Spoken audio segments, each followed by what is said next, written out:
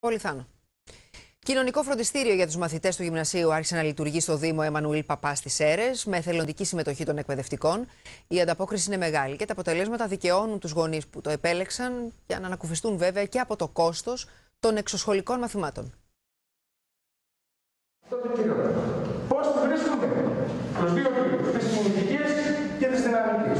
Οι μαθητές του γυμνασίου παρακολουθούν τους καθηγητές τους με προσοχή στις φροντιστηριακές ώρες που γίνονται στον σχολικό τους χώρο μία φορά την εβδομάδα το απόγευμα.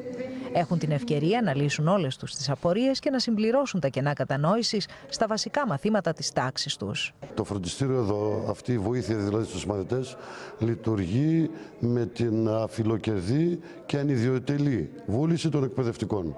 Ο Δήμος το μόνο που αναλαμβάνει είναι να βοηθήσει τους εκπαιδευτικούς στις μετακινήσεις τους.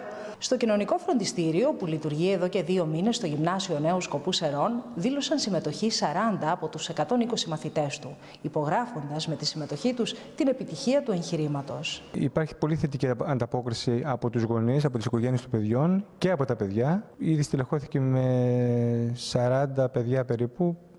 Φανταστείτε ότι είναι περίπου το 1 τρίτο των μαθητών του σχολείου. Δείχνουν πολύ μεγάλο ενδιαφέρον τα παιδιά. Μπορώ να πω πολύ περισσότερο από ότι στην κανονική τάξη. Τα μαθήματα στο κοινωνικό φροντιστήριο είναι ωριαία σε 2 βάρδιες, ώστε να εξυπηρετούνται όλοι οι μαθητές που επιθυμούν να παρακολουθήσουν τόσο αρχαία και νέα, όσο και μαθηματικά ή φυσικοχημεία.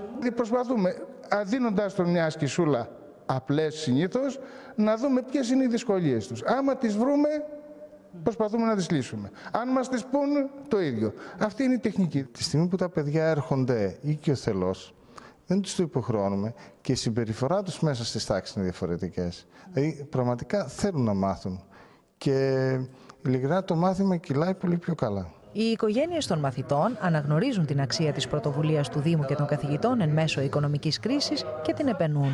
Αυτή η προσπάθεια που έκανε ο Δήμος είναι πάρα πολύ καλή. Εμείς τη στηρίζουμε, την επιβραβεύουμε και σαν Σύλλογος Γονέων και Κηδεμόνων, αλλά νομίζω και όλοι οι γονείς επιβραβεύουν αυτή την προσπάθεια του Δήμου. Η συμμετοχή των παιδιών στο κοινωνικό φροντιστήριο είναι εθελοντική, όπως και αυτή των καθηγητών.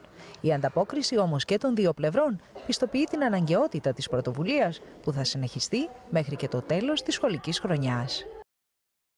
Το παρατεταμένο χειροκρότημα